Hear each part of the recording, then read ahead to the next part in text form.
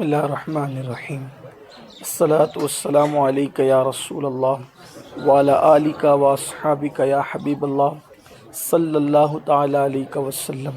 اس وقت ہم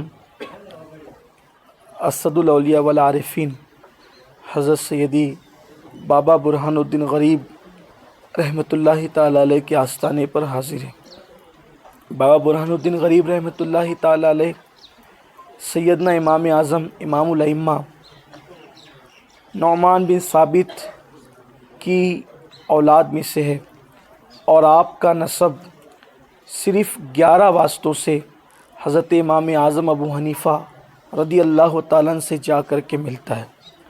حضرت امام اعظم ابو حنیفہ کے اکلوتے صاحبزادے حضرت حماد، جن کو عبدالسلام بھی کہتے ہیں، یہ امام اعظم ابو حنیفہ کی اولاد میں سے۔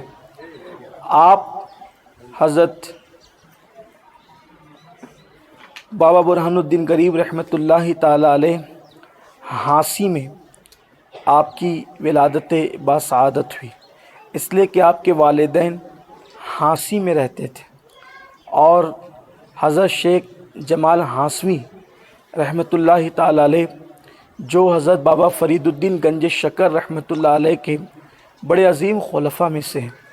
آپ نے اکثر حضرت صابر پاک کے تذکرے میں حضرت شیخ جمال ہانسوی رحمۃ اللہ علیہ کا ذکر سنا ہوگا۔ حضرت بابا فرید الدین گنج شکر رحمۃ اللہ علیہ اسی کی خلافت کو باقی رکھتے تھے جس کی خلافت پر شیخ جمال ہانسوی رحمۃ اللہ علیہ تصدیق فرماتے تھے۔ تو یہ رشتے میں حضرت شیخ جمال ہانسوی رحمۃ اللہ علیہ کے بھانجے ہوتے ہیں۔ شیخ جمال ہانسوی ان کے ماموں ہوتے ہیں۔ ہانسی میں آپ کی ولادت ہوئی۔ پورا خاندان پہلے سے سلسلہ چشت اہل بہشت سے وابستہ تھا، تو صرف 19 سال کی عمر میں آپ حضرت خواجہ نظام الدین اولیاء رحمۃ اللہ تعالی علیہ کی صحبت سے مستفیض ہوئے۔ ابھی حضرت خواجہ نظام الدین اولیاء رحمۃ اللہ علیہ کا اتنا چرچا بھی نہیں ہوا تھا، تبھی سے بابا برہان الدین غریب رحمۃ اللہ علیہ آپ کی صحبت میں رہتے تھے، صرف 19 سال کی عمر سے۔ جس وقت غیاث پور میں یعنی دلی شہر کے کنارے آپ نے اپنی خانقاہ کو بنایا، تو اس وقت بھی بابا برہان الدین غریب رحمۃ اللہ علیہ آپ کے ساتھ تھے۔ اس سے پتہ چلتا ہے کہ پیر سے آپ کی معیت اور آپ کی صحبت کتنی طویل اور کتنی پرانی ہے۔ حضرت برہان الدین غریب رحمۃ اللہ تعالی علیہ کو اپنے پیر و مرشد سیدی خواجہ نظام الدین اولیاء رحمۃ اللہ علیہ سے بے پناہ محبت، الفت اور عقیدت تھی۔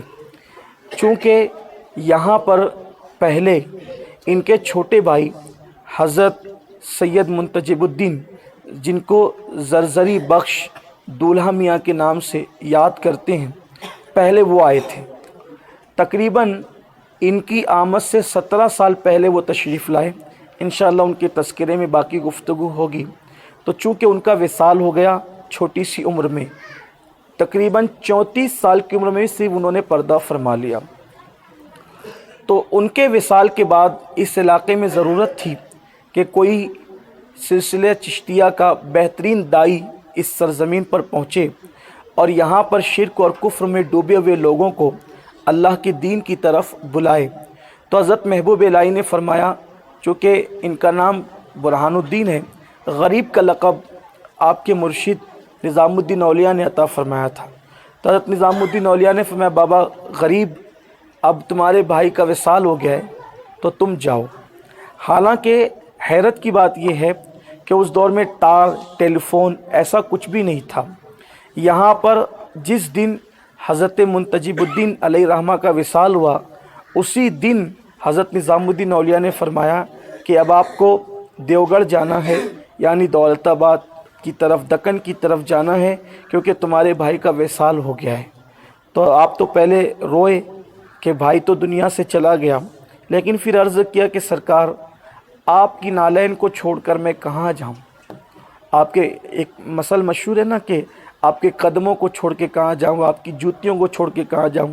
تو حضرت محبوب الہی سے کہا کہ آپ کی نالین میں رہنا چاہتا ہوں، یعنی آپ کے قریب رہنا چاہتا ہوں، نالین چھوڑ کر جانا نہیں چاہتا۔ تو حضرت نظام الدین اولیاء نے فرمایا ایک کام کرو، میری نالین کے بغیر نہیں رہ سکتے، تو نالین ہی ساتھ میں لے کر چلے جاؤ، میں اپنے نالین آپ کو دے دیتا ہوں۔ تو پھر آپ نے فوراً دوسری چیز عرض کی کہ حضور آپ کی محفل کو چھوڑ کر مجلس کو چھوڑ کے کہاں جاؤں؟ فرمایا ایک کام کرو، مجلس بھی ساتھ میں لے کر جاؤ، مجلس بھی میں آپ کو سونپتا ہوں۔ اس طرح سے تقریباً کم و بیش 1400 اولیاء اس وقت تو محفل میں موجود تھے۔ آپ نے 1400 اولیاء کے ساتھ جو ہے وہ بابا برہان الدین غریب رحمۃ اللہ علیہ کو روانہ کیا۔ اسی کو مورخین نے 1400 پالکی بھی لکھا ہے۔ یہاں کم و بیش 1400 اولیاء اللہ تشریف لائے جن کا تعلق سلسلہ چشت اہل بہشت سے ہے۔ بابا برہان الدین غریب رحمۃ اللہ تعالی علیہ یہاں تشریف لائے اور آنے کے بعد پھر آپ نے یہاں پر لوگوں کے درمیان دعوت و تبلیغ کا سلسلہ شروع فرمایا اور شرک کے خاتمے کے لیے ہر ممکن کوشش کی۔ بیان کیا جاتا ہے کہ جس دن آپ تشریف لائے پہلے ہی دن آپ کے ہاتھ پر 1000 کافروں نے اسلام قبول کیا اور وہ سلسلہ چشت اور اہل بہشت میں داخل ہوئے۔ آپ 4 بھائی اور 5 بہنیں ہیں، تو تاریخ میں آتا ہے کہ آپ کے 2 بھائیوں کے علاوہ آپ کا پورا خاندان یعنی ساری بہنیں اور سارے بھائی اسی شہر کے اندر مدفون ہے، اگرچہ اس میں مورخین نے اختلاف کیا ہوا ہے۔